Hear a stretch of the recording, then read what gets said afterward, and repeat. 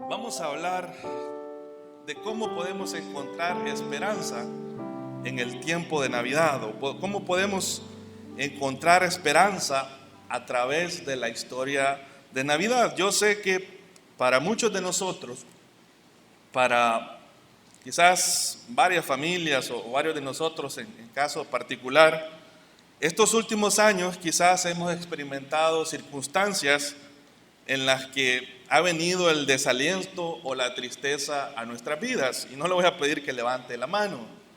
Para algunos quizás han sido problemas de salud, complicaciones que se han presentado. Para otros quizás ha sido la pérdida de seres queridos, que sea como sea, para estas épocas es donde quizás más tendemos a recordar a aquellas personas a las que amamos y que ya no están con nosotros. Para otros quizás han sido conflictos familiares, han sido problemas financieros, problemas de cualquier tipo, problemas laborales.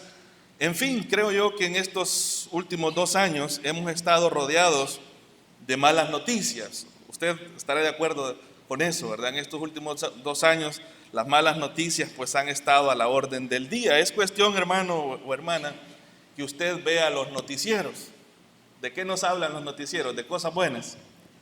Solo malas noticias en los noticieros, en las redes sociales, pues también ahí se comparten esas malas noticias, ¿verdad? Sabe que para este año 2022 no hay buenos pronósticos, o sea, no hay un buen pronóstico para este año que vamos a comenzar, ¿verdad? Se habla de la inflación y no es, hermano, que usted se va a poner más gordo por la comida de estas fiestas de fin de año, no, la inflación de la devaluación de la moneda y de que las cosas se van a poner más caras y que aunque haya dinero, pues no vamos a poder suplir todo lo que necesitamos. Se habla de escasez de alimentos, se habla de escasez de productos, se habla de crisis política y usted puede ver eso aquí en nuestro país, cómo van pintando las cosas a nivel político. Pues vamos a encontrar una infinidad de cosas, tanto personales como de nuestro país o de las cosas que están alrededor nuestras, que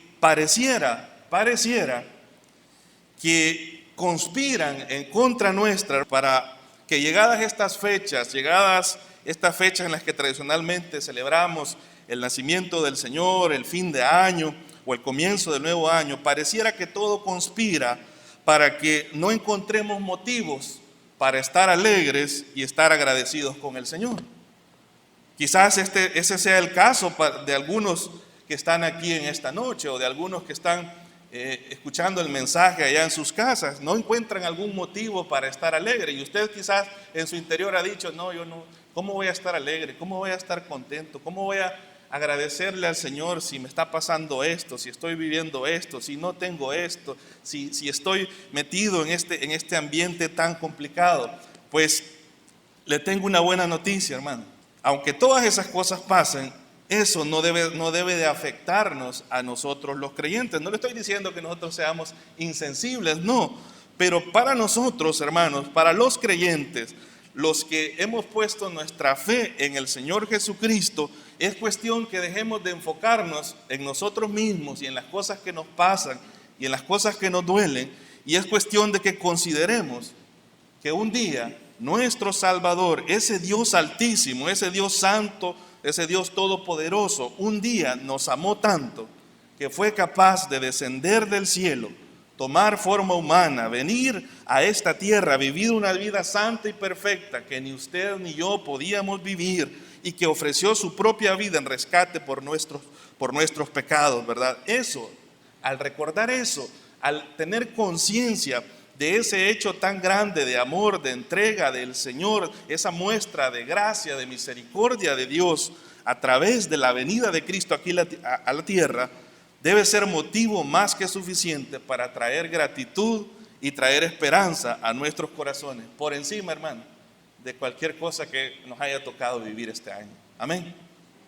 Es bueno recordar eso. A veces nosotros estamos bien enfocados en las cosas que estamos viviendo nosotros, estamos enfocados en nuestro dolor, estamos enfocados en las crisis, en las cosas así, y se nos olvida ese acontecimiento tan grande, ese acto de amor, que Dios un día tomó forma humana y vino a esta tierra por nosotros.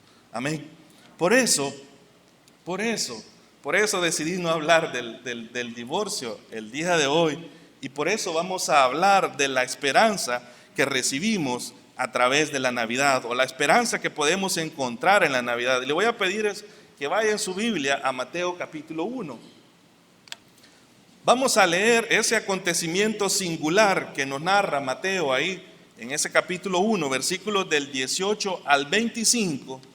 No vamos a estudiar la historia de Navidad completa, de hecho no es el propósito de esta enseñanza, ya lo hemos visto en otras ocasiones, sino que vamos a detenernos en dos de los nombres que se le dan al Mesías, ahí, dos de los nombres que debe llevar o debe llenar nuestros corazones de gratitud y esperanza, no solo para esta época, sino para toda la vida y aún para la eternidad. Hay dos nombres del Señor, hay dos nombres de nuestro amado Dios que se mencionan ahí, que si nosotros los entendemos y comprendemos la magnitud de lo que Dios está revelando ahí, nuestro corazón va a poder llenarse de esperanza y de gratitud. Si usted ha venido a este lugar, ha venido triste, ha venido quizás pensando en cosas que lo hacen sentir melancólico, triste, lo hacen sentir mal, pues la palabra de Dios a través de los nombres de Cristo que se mencionan ahí nos va a traer esperanza. Vamos a leer versículos del 18 al 25. Le pido que lo lea en su Biblia, ¿verdad? Si por alguna razón no puede, pues leámoslos juntos en pantalla. Dice la palabra del Señor: el nacimiento de Jesucristo fue así. Estando desposada María, su madre, con José, antes que se juntasen, se halló que había concebido del Espíritu Santo. José, su marido, como era justo y no quería infamarla, quiso dejarla secretamente. Y pensando él en esto, he aquí un ángel del Señor le apareció en sueños y le dijo: José, hijo de David, no temas recibir a María tu mujer, porque lo que en ella es engendrado del Espíritu Santo es. Y vea, estos son los versículos en los que nos vamos a enfocar, del 21 en adelante. Dice: y dará a luz un hijo. ¿Y cómo lo iban a llamar? Dice: y llamarás su nombre, ¿cómo? Jesús. Y ahí dice por qué: porque él salvará a su pueblo de sus pecados. Y aquí va a hacer referencia a una profecía, dice ahí: todo esto aconteció para que se cumpliese lo dicho por el Señor por medio del profeta, es el profeta Isaías, cuando dijo: he aquí una virgen concebirá y dará a luz un hijo y llamará su nombre, ¿cómo? Emmanuel, que traducido es Dios con nosotros. Y versículos 24 y 25: y despertando José del sueño, hizo como el ángel del Señor le había mandado y recibió a su mujer, pero no la conoció hasta que dio a luz a su hijo primogénito y le puso por nombre, ¿cómo? Jesús, le puso por nombre Jesús. Como le digo, son muchos los temas y los acontecimientos de los que podríamos extraer grandes enseñanzas o en las que podríamos meditar aquí en la historia de Navidad. Pero en esta oportunidad quiero que nos enfoquemos o que pongamos toda nuestra atención en la esperanza que el nacimiento físico del Mesías nos trae, no solo a la humanidad entera, dejemos de lado a la humanidad entera, sino a nosotros los creyentes. La esperanza que nos trae y que nos revela profundamente la venida del Mesías a través de esos dos nombres que acabamos de leer en el pasaje anterior. ¿Cuáles son los dos nombres que se le dan ahí a nuestro Salvador? El primero es Jesús y el segundo es Emmanuel. Esos dos nombres, hermanos, no están ahí solo por ponerlos, ya los vamos a ir viendo uno por uno. Hay una gran enseñanza, hay una gran mensaje que Dios quiere transmitirnos a nosotros a través de los nombres que se le ponen ahí a su Hijo. Jesucristo o Jesús ahí y el nombre Emmanuel. Vamos a ver en primer lugar lo que dice el versículo 21, ¿verdad? De Mateo 1, en la primera parte. El primer nombre es el nombre Jesús. Dice ahí lo que le está diciendo el ángel: y dará a luz, ¿el qué? Un hijo. Y llamará su nombre, ¿cómo? Jesús. Detengámonos ahí. Llamará su nombre Jesús. Yo quiero que usted note algo. ¿Quién es el que establece el nombre para el Mesías que iba a nacer? ¿Quién define el nombre ahí? En la historia, ¿quién está dando el nombre? es Dios. El ángel iba con una misión. Dios Padre había dicho, así se va a llamar. ¿Se va a llamar cómo? Dijo Jesús, ¿verdad? Pensemos nosotros en los nacimientos en nuestros días, en nuestra época que nos ha tocado vivir. ¿Quiénes son los que le colocan nombre a los bebés? Generalmente son los padres. A veces hay un par de abuelos ahí que se intrometen, ¿verdad? O gente por allá que no, que se va a llamar así, se va a llamar como la tatarabuela, ¿verdad? Y no sé quién más. Pero generalmente son los padres o ambos padres, tanto el papá y la mamá, los que tienen que ponerse de acuerdo y hacer algún tipo de negociación. A usted que ha tenido hijos le ha tocado negociar el nombre de su hijo, ¿no es cierto? Le ha tocado hacer una especie de negociación acerca de que si le van a poner el nombre de la mamá, si le van a poner el del abuelo, un nombre de por este lado, otro nombre del otro lado, y comienza usted a negociar, ¿verdad? Y que si es niña la van a llamar como la mamá, y que si es niño que va a llevar un nombre como el papá, y otros se aprovechan del contexto de nuestras leyes, donde usted puede poner 2 o más nombres ahí a los niños, ¿verdad? Y ponen nombres todos complicados, y de repente el niño se termina llamando John Michael Pérez, ¿verdad?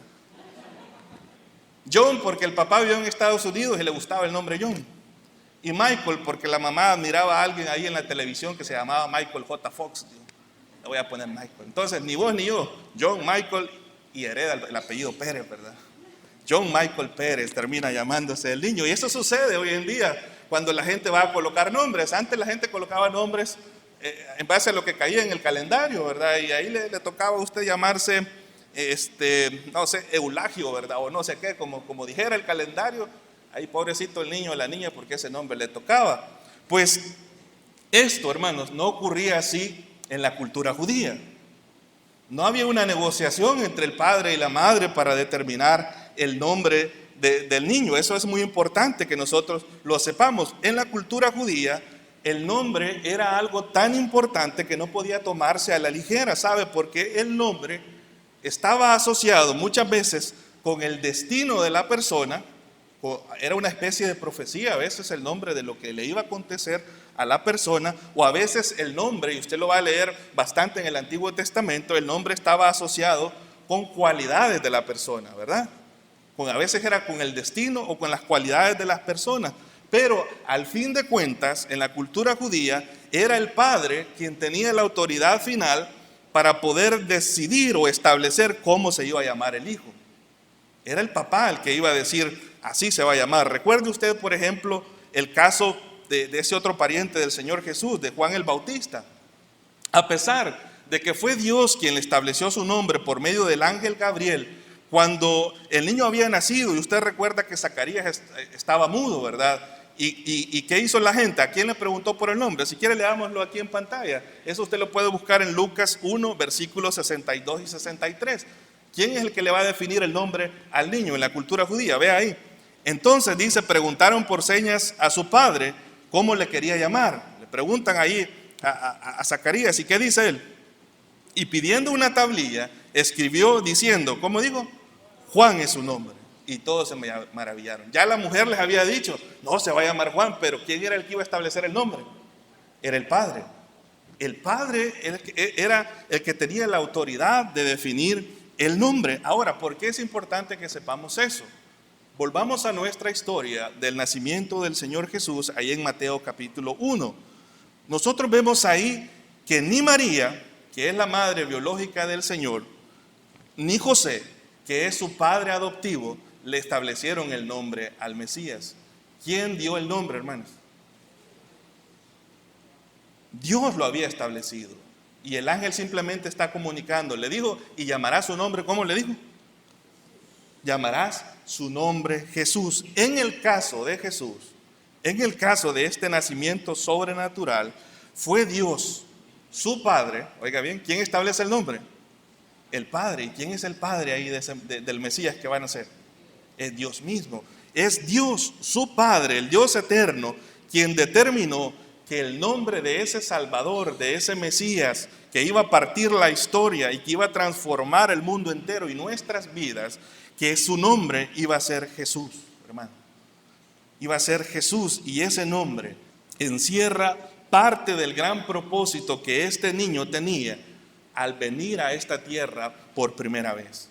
Le dije, no se colocaban nombres así como le ponemos, ¿verdad? Pongámosle, no, bueno, no digo ningún nombre, hermanos, porque de repente alguno de sus hijos se llame así, usted va a pensar que por usted lo digo. Pero no era algo a la ligera, el nombre tenía un propósito, y el propósito de Dios, ¿verdad? Dios ya conocía de antemano lo que le esperaba a su hijo, y dijo, él se va a llamar Jesús, y fue él que le estableció el nombre. Hablemos un poco más de ese nombre. ¿Sabe qué significa el nombre Jesús? El nombre Jesús es una transliteración, o es decir, es la manera de decir Josué, que se decía en hebreo, ahora decirlo en griego. Es una transliteración del hebreo que decía Josué, o que el nombre Josué, y ahora equivale a Jesús, ¿verdad? Eso es. El nombre Jesús, podríamos decir, significa Josué o Joshua. ¿Y sabe qué significa? Significa el Señor es salvación, significa Jehová es el Salvador. Y aquí el evangelista de Mateo nos dice ahí, llamará su nombre Jesús, y da la razón. ¿Por qué le llamaron Jesús? Dice. ¿O por qué le iban a llamar Jesús? Porque él iba ¿a qué? A salvar a su pueblo de sus pecados. El nombre Jesús es el equivalente en hebreo al nombre Josué, así que si usted se llama Jesús o se llama Josué, pues los dos nombres son un equivalente uno del otro, ¿verdad? Y significa el Señor es salvación, o Jehová es el que salva, Jehová es el que va a salvar. Por eso ese nombre de Jesús que se menciona ahí describe específicamente el propósito principal de su primer venida aquí en la tierra. ¿Para qué vino Jesús, hermanos? Vino para salvarnos a nosotros. Y eso lo dice la segunda parte del versículo 21, porque Él va a salvar a su pueblo de sus pecados. Le pregunto, ¿qué vino a hacer Jesús en su primer venida? A salvarnos, hermano. A cumplir el plan de salvación que desde la eternidad Dios ya había planeado, ¿verdad? Vino a salvar, a rescatar pecadores como usted y como yo, tanto judíos como gentiles. El Señor vino a eso. Es por eso que el nombre Jesús, en primer lugar, cuando nosotros pensemos en el nombre de Jesús, en primer lugar, debe llenarnos de esperanza. ¿Sabe por qué? Porque ese es el único nombre capaz de cambiar nuestro destino eterno, hermanos. Amén. Y me refiero al nombre porque hablar del nombre es hablar de la persona. Y van a decir, en ningún otro hay salvación, ¿verdad? ¿En qué nombre somos salvos nosotros? En el nombre de Cristo, en el nombre de Jesús. El nombre de Jesús debe de llenarnos de esperanza a nosotros, porque a través de ese nombre, a través de esa persona, Dios ha podido a nosotros cambiarnos nuestro destino, hermanos. ¿Hacia dónde íbamos nosotros? Hacia algo bonito, algo hermoso nos esperaba en el futuro. No, hermanos, estamos destinados a la condenación, pero el nombre de Cristo, la persona de Cristo, es capaz de cambiar nuestro destino, llevarnos ahora, o darnos ahora la capacidad de poder estar con Él en la eternidad. Mire, la separación entre Dios y el hombre, que se originó allá en Génesis capítulo 3, por medio de la falta de fe y la desobediencia de Adán, en la cual todos nosotros nos hemos constituido enemigos de Dios, merecedores de la condenación eterna. Ahora esa enemistad que en Adán todos ganamos y heredamos, esa enemistad con Dios, esa separación con Dios, ahora por medio de Jesús, Dios mismo toma la iniciativa y se presenta ante nosotros los hombres, llevando nuestro castigo sobre Él, y nos ofrece a pecadores que no valemos la pena, nos ofrece la esperanza de salvación a través de la fe de su Hijo. ¿Habrá otro nombre más grande que el nombre de Jesús? No, hermano.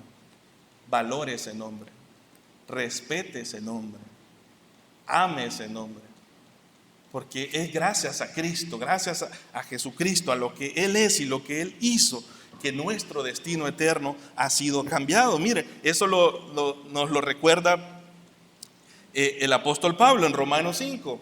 Si puede buscarlo en su Biblia, Romanos 5:12. ¿Qué vino a hacer Jesús? Vino a cambiar el destino que nuestro padre Adán nos había heredado. Esa enemistad con Dios, dice Romanos 5:12. Por tanto, como el pecado entró en el mundo por un hombre, ¿cómo se llamaba ese hombre? Era Adán. ¿verdad? Adán, que nos representaba a todos nosotros, ¿verdad? Es la cabeza federal de la humanidad en ese momento. Como el pecado entró en el mundo por un hombre, ¿qué pasó? Y por el pecado, ¿qué heredamos todos? La muerte, la separación en todos los sentidos, hermanos, física, espiritual y también la separación eterna de Dios. Dice así: así la muerte pasó a todos los hombres, por cuanto que todos pecaron. ¿En quién hemos pecado todos? En Adán. La desobediencia de Adán, la falta de fe de Adán afectó a la humanidad entera. Estábamos enemistados con Dios, íbamos rumbo al infierno. Pero ahora vea el verso 17, siempre de Romanos 5, versos 17 al 19.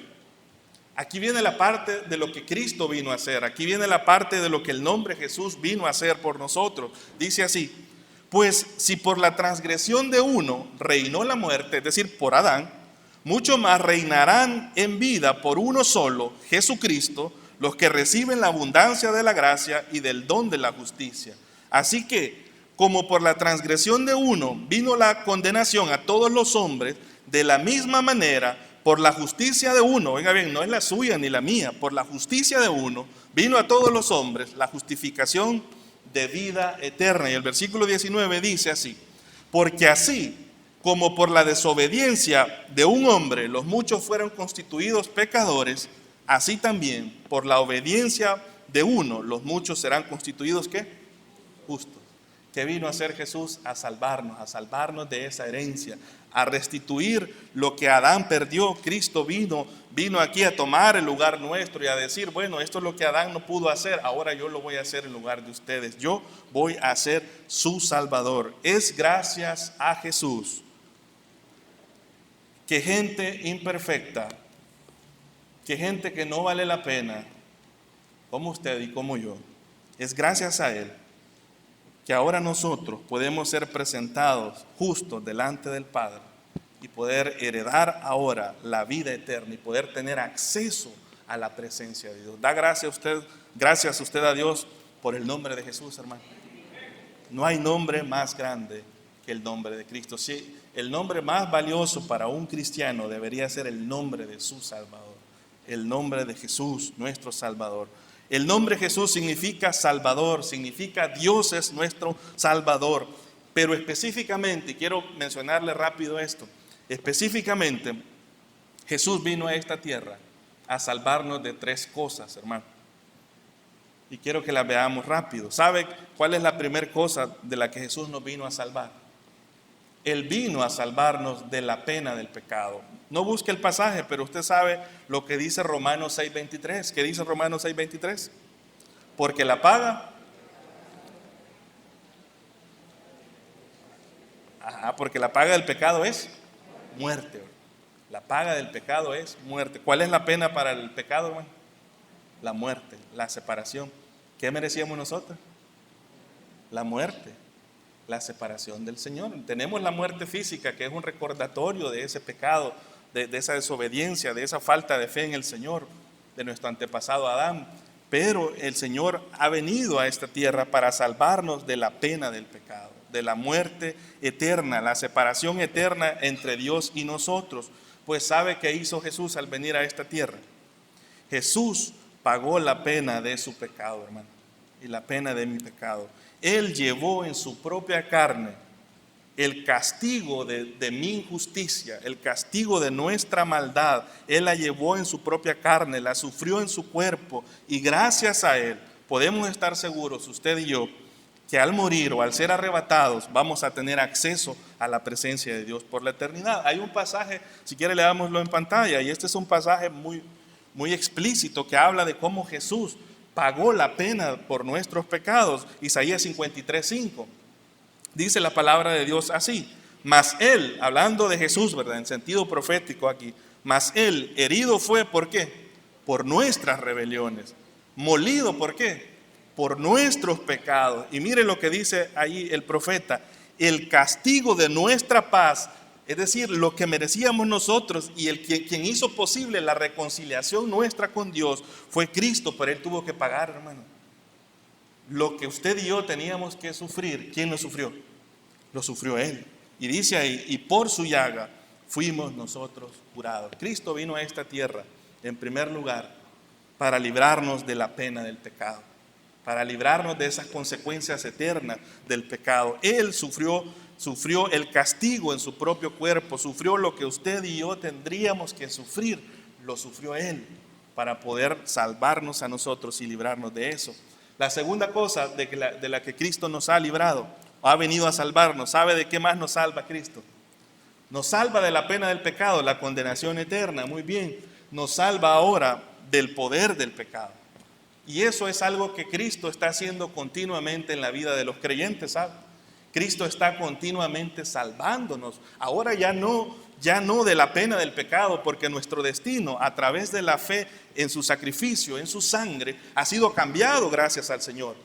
Pero en nuestra vida diaria, el Señor nos está salvando del poder del pecado.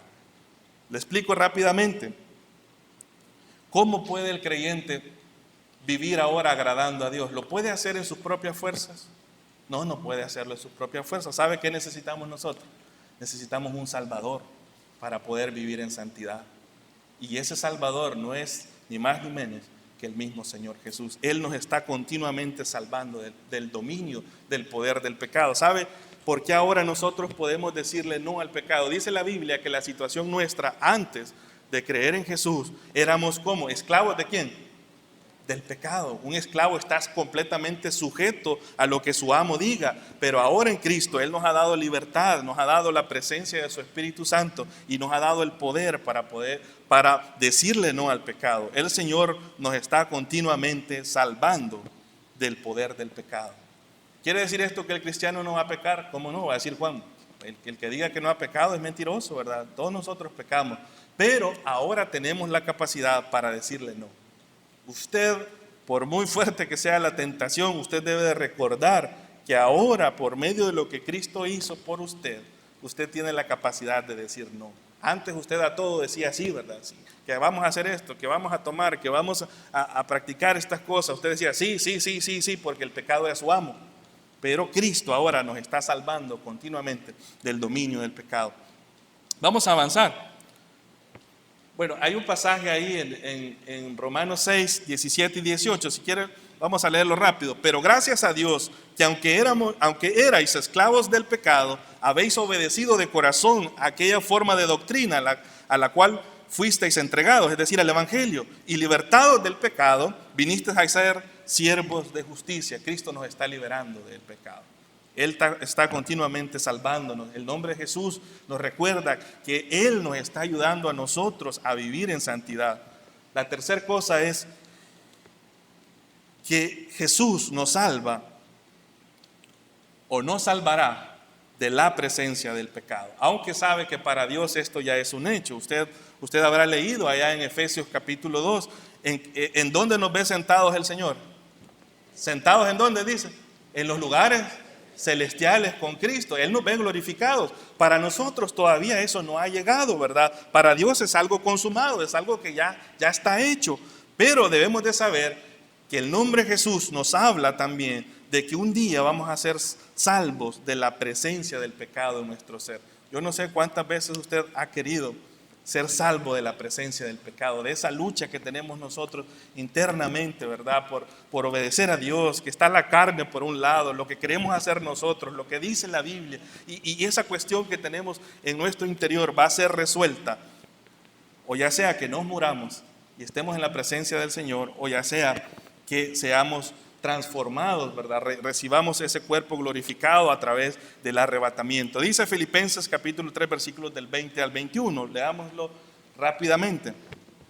Mas nuestra ciudadanía está en los cielos, de donde también esperamos al Salvador, al Señor Jesucristo. Y aquí está esa promesa, dice, el cual transformará el cuerpo de la humillación nuestra para que sea semejante al cuerpo de la gloria suya, por el poder con el cual puede también sujetar a sí mismo todas las cosas. Cristo Jesús nos salva de la pena del pecado. Ya no vamos al infierno, hermanos. El nombre Jesús nos salva continuamente del dominio que Él tiene el pecado sobre nosotros, nos permite vivir agradando a Dios, y lo hacemos a través del nombre de Cristo, a través de la persona de Cristo. El nombre de Cristo nos va a salvar un día aunque para Él ya está consumado, pero un día nos va a salvar a nosotros de la presencia del pecado. Cuando Él nos salva de la pena del pecado, a eso se le conoce como justificación. El Señor nos ha justificado. Cuando Él nos salva del poder del pecado, a eso se conoce como santificación. Somos santos gracias a Cristo, hermano. Cuando Él nos salve de la presencia del pecado, a eso en la Biblia se le conoce como glorificación. De todo eso nos ha salvado el Señor. Le pregunto, ¿hay un nombre más grande que el nombre de Jesús? O sea, nadie puede darnos todo eso que el nombre de Cristo nos da. La salvación proviene del Señor, proviene de Cristo. Y gracias a Dios porque tenemos un gran Salvador que nació, que vino a esta tierra, que se humilló a sí mismo y estuvo dispuesto a venir a este lugar para librarnos a nosotros de ese castigo eterno, de ese dominio del pecado, y que un día nos va a librar a todos nosotros también de la presencia del pecado. Ahora, ese es el nombre Jesús. Pudiéramos hablar más del nombre Jesús, ¿verdad? Debemos respetar el nombre de Jesús, debemos honrar el nombre de Jesús. El centro de nuestra adoración debería ser el nombre de Cristo, la persona de Cristo. Y ahí debería de girar la vida del cristiano. Pero mire cómo es Dios. Dios pudiera habernos dado un solo nombre para ese Mesías, el nombre Jesús, y eso sería suficiente. Pero el Señor nos da un segundo nombre. Vea el versículo 22 de Mateo 1. Volvamos a Mateo 1. Y ese nombre es el nombre Emanuel. El nombre Emanuel. Mateo 1, versículos del 22 al 23.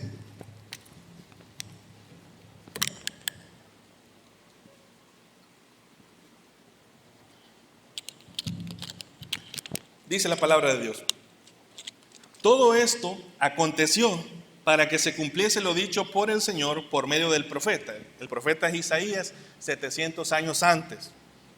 ¿Qué fue lo que dijo el profeta Isaías? En Isaías 7:14, que ahora lo está citando Mateo aquí, en el versículo 23, ¿qué dijo?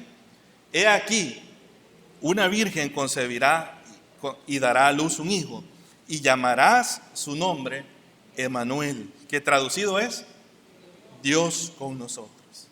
Esta profecía de Isaías, de por lo menos 700 años antes, anticipaba varias cosas de este Mesías. Le voy a mencionar las tres cosas, pero me voy a enfocar en la última. Primero, esta profecía incluía o especificaba un nacimiento singular, un nacimiento sin precedentes. ¿De quién iba a nacer el Mesías? Dice, de un matrimonio normal, de un hombre y una mujer. No, aunque el Señor va a prever que su hijo va a necesitar ahí la figura de un padre, pero dice que iba a nacer ¿de quién? Dice, de una virgen. Ese es un nacimiento singular, hermanos. Esto lo observamos cuando dice ahí que iba a nacer de una virgen, es decir, que nacería sin la participación del esperma del hombre. ¿Sabía eso? Sin la transmisión de la herencia de pecado que se realiza, de acuerdo a lo que dice la Biblia, a través del hombre. Somos nosotros los hombres los que transmitimos la herencia de pecado a nuestros hijos. Y usted sabe que para que exista una concepción deben de haber dos cosas. Debe de haber un óvulo y ¿qué más? Y un esperma. Pero el nacimiento de Jesús iba a ser singular. No iba a haber otro igual aquí en la tierra. Porque no iba a tener un padre físico, un padre terrenal. Iba a tener un padre adoptivo, sí. Y gloria a Dios por la vida de José. Pero José no era su padre. ¿Quién era su padre? Ya vimos, ¿quién le estableció el nombre? Era Dios, porque Dios era su padre. La segunda cosa, la profecía determinaba el sexo.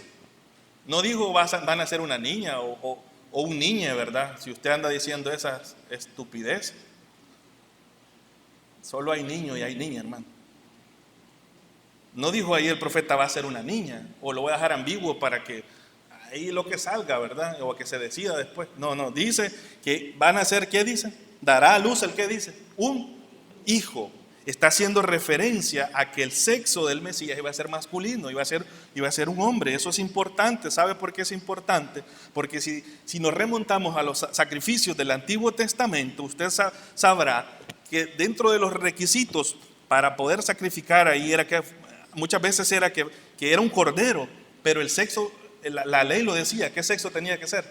Macho. Y usted va a recordar que más adelante aquí Juan el Bautista le va a decir a Jesús, he aquí, ¿qué le va a decir? El Cordero de Dios. Tenía que ser un hombre, tenía que ser del sexo masculino, ya lo había dicho en la profecía, el ángel lo está repitiendo y así sucedió. Y ahora viene la tercera cosa, que es donde nos vamos a enfocar. Se define el nombre del niño. ¿Cómo dijo Isaías que se iba a llamar el niño? Llamará su nombre, ¿cómo dice? Emanuel. Esa era una profecía de doble cumplimiento. Se cumplió por ahí con un rey, ¿verdad? Y algunas cosas ahí. Pero esa profecía iba más allá de lo que acontecía en la época de Isaías. Estaba hablando del Salvador. Dijo que su nombre iba a ser Emanuel. Algunos de ustedes, y quizás algunos ahí que van a ver la transmisión, van a decir, se equivocó ahí el profeta. Quizás no prestó atención cuando Dios le estaba explicando cómo iba a hacer eso. ¿Por qué? ¿Por qué? Porque si usted lee al final del verso 25, ¿cómo le pusieron al Mesías? ¿Cómo le pusieron?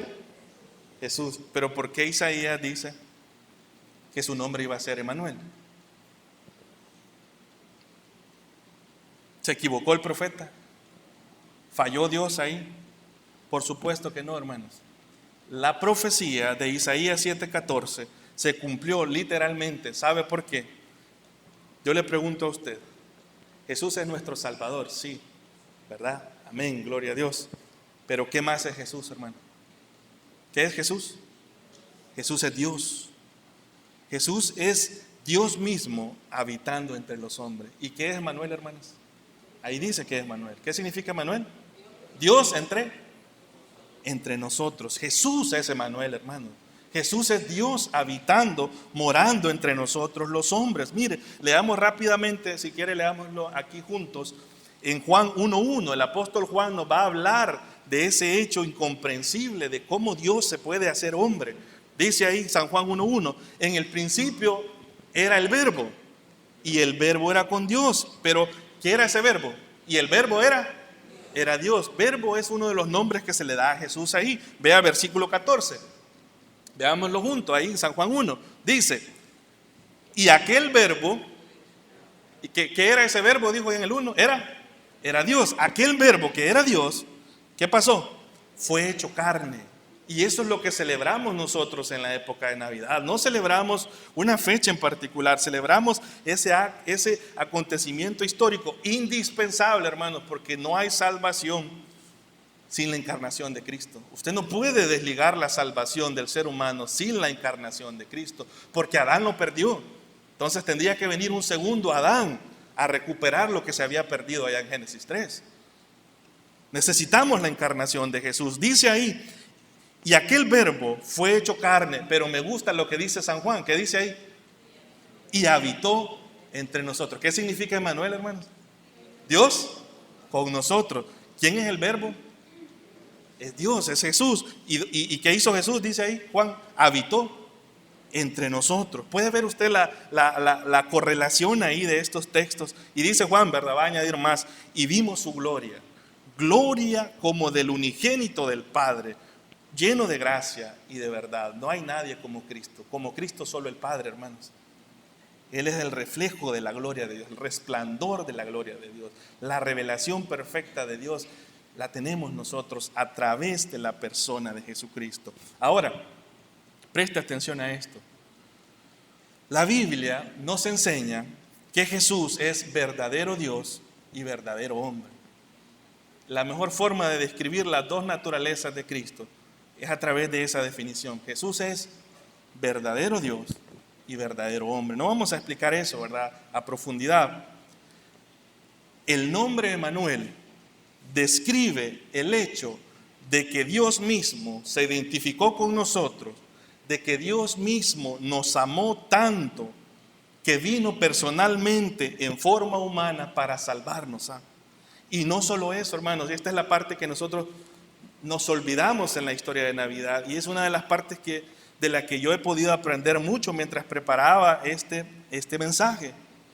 Jesús no solo se identificó viniendo como humano y viniendo a salvarnos a nosotros, no fue solo eso, sino que Jesús vino para revelarnos a un Dios cercano. ¿Sabe? Jesús vino para revelar a un Dios que está cerca, un Dios que si bien es cierto, ¿sabe? Estaba revisando por ahí, el apóstol Pablo va a decir en 1 Timoteo 6 que Dios habita en donde dice, en luz inaccesible. Mire cómo describe la morada de Dios. Dice Pablo, eso es luz inaccesible. Si bien es cierto, Dios habitaba o habita en luz inaccesible. Si bien es cierto, Dios es 3 veces santo. Si bien es cierto, Dios es eterno, Dios es inigualable, Dios es todopoderoso, Dios es incomprensible por la mente humana, Dios es autosuficiente. Pero a pesar de toda esa grandeza del gran Dios, Él decide morar entre los hombres. ¿Qué es eso, hermano? Eso es el nombre Emmanuel. Emmanuel me lleva a entender que toda esta gran teología, que es cierta, que hay que entenderla, que hay que quedar maravillados ante el hecho de que Dios existe por sí mismo, que Dios no necesita de nada, que Dios lo sabe todo. El nombre Emmanuel me lleva a entender que aunque ese Dios sea tan grande y tan lejano, en luz inaccesible, ahora está cerca. Porque ¿qué es Emmanuel, hermanos? ¿Qué es Emmanuel? Dios con nosotros. El Dios lejano del Antiguo Testamento, que había un gran protocolo y que Él lo merece, hermano. Es que no vamos a desacreditar que ningún ser humano puede pararse por sí mismo delante de la presencia del Señor, y Dios merece cualquier protocolo de santidad, llamémosle así, delante de Él. Pero ahora ese Dios de luz inaccesible, ahora es cercano a través del nombre Emmanuel. Y para los que hemos puesto nuestra fe en Él, Dios no solo está cercano a nosotros, sabe que Dios ha dado un paso más grande, sabe dónde está el Señor ahora. Dios está morando dentro de usted. ¿A través de quién? A través de la persona del Espíritu Santo. ¿Quién es Emmanuel? Dios con nosotros. Dios con nosotros. Emmanuel nos revela a un Dios cercano, a un Dios más allá de la parte teológica, que es importantísima. No se puede conocer a Dios sin tener una correcta conocimiento de Él a través de la Biblia, pero Emmanuel nos lleva y nos dice, ese Dios inaccesible ahora está entre ustedes. Y para nosotros los creyentes nos dice, ese Dios inaccesible ahora está dentro de ustedes a través de su Espíritu Santo. Emmanuel nos revela un Dios cercano. Quiero contarle una historia. Durante la Segunda Guerra Mundial, allá por los años 1944, la ciudad donde vivía Dietrich Ritschl fue bombardeada y miles de personas murieron durante ese ataque en la ciudad. Después de que el bombardeo cesó, Dietrich terminó o despertó acostado en un banco en la estación de tren que funcionaba como hospital. Ahí fue a parar este hombre. Y mientras el caos aún se escuchaba en las afueras de la estación, él observó que había una parte del techo de ahí del lugar que estaba destruida, pero colgando del techo había una inscripción que decía lo siguiente.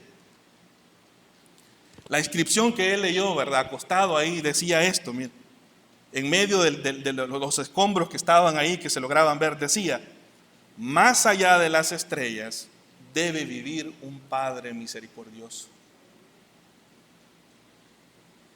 Y esto lo escribió él, dice, ahí tendido en esa cama improvisada, mirando la inscripción, pensó, miren lo que pensó Dietrich, dijo él, no quiero un Dios así. No quiero un Dios que esté más allá de las estrellas. Yo quiero un Dios que esté aquí, un Dios que esté presente, un Dios que esté disponible.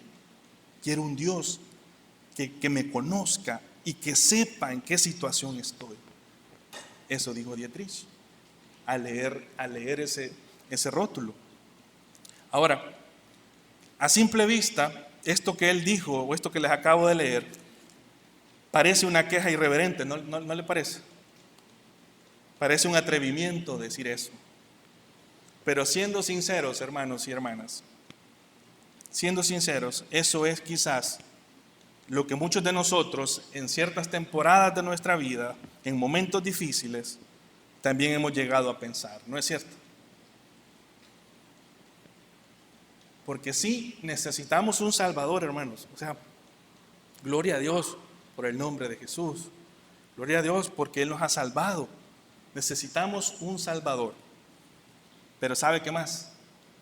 Necesitamos un Dios que no solo nos salve. Necesitamos un Dios que también esté cerca. Amén. Necesitamos un Dios que esté disponible, hermanos. Necesitamos un Dios que nos entienda. Necesitamos un Dios que sea capaz de compadecerse de nuestras situaciones. Necesitamos un Dios que no nos abandone. Pues eso, mis queridos hermanos, es lo que nos recuerda el nombre Emmanuel. ¿Qué es Emmanuel? Dios con nosotros. Emmanuel es Dios con nosotros. Emmanuel es Dios. Es el Dios que habita en luz inaccesible, pero que por amor, por gracia, toma forma humana y se identifica con pecadores que no valen la pena. Aunque Él nunca pecó, Él entiende cómo somos tentados. Él sabe de primera mano cuáles son las necesidades básicas de un ser humano. Él sabe qué es sentirse solo, hermanos. Él sabe qué es sentirse menospreciado. Jesús sabe qué es ser malinterpretado, malentendido, señalado, acusado falsamente. Emmanuel es Dios acercándose al hombre a través de la persona de Cristo. Y eso también formaba parte del propósito de su primer venida a la tierra. Cristo vino a revelarnos a un Dios que está cerca, hermanos. A veces cuando nosotros estudiamos la Biblia, yo he llegado a quedar magnificado la grandeza de Dios y cómo Dios es inigualable. He andado buscando, ¿sabe? Mi atributo favorito de Dios, ¿verdad? ¿Qué es lo que más me impacta de Dios? Pero más allá de todo eso, lo más grande que el Señor nos da es la salvación a través de Cristo, sí, pero es que ahora tenemos un Dios que está cerca de nosotros. A través de la persona de Jesús, a través de su Santo Espíritu. Mire, termino con estos pensamientos. Nunca olvide que Jesús es su gran Salvador. No podemos olvidar que el nombre Jesús debe llevarnos a pensar en esa gran salvación. Pero también debemos de recordar que Jesús es Dios con nosotros. Si usted es un creyente, Jesús es Emmanuel, si usted es un creyente, sepa que Dios está con usted cuando usted sufre. Dios está con usted cuando usted se siente solo. Dios está con usted cuando usted ora y sus oraciones no tienen respuesta. Dios está con usted cuando está haciendo el ministerio y no tiene resultados. Dios está con usted cuando usted más lo necesita. Ese es el Dios que adoramos. Amén. Vamos a orar. Gracias, Señor, por la grandeza tuya. Gracias porque no solo eres nuestro gran Salvador, inigualable, incomparable, Señor, pero porque también eres un Dios que está cerca, que está con nosotros. Y por eso te exaltamos, Señor. Oro, Señor, por los hermanos, por las familias que quizás te sienten lejos, pero que ahora, Señor, tú les recuerdas con tu palabra que tú estás cerca, que eres Emmanuel y que estás a una oración de distancia. Te adoramos, Señor, en el nombre de Jesús. Amén.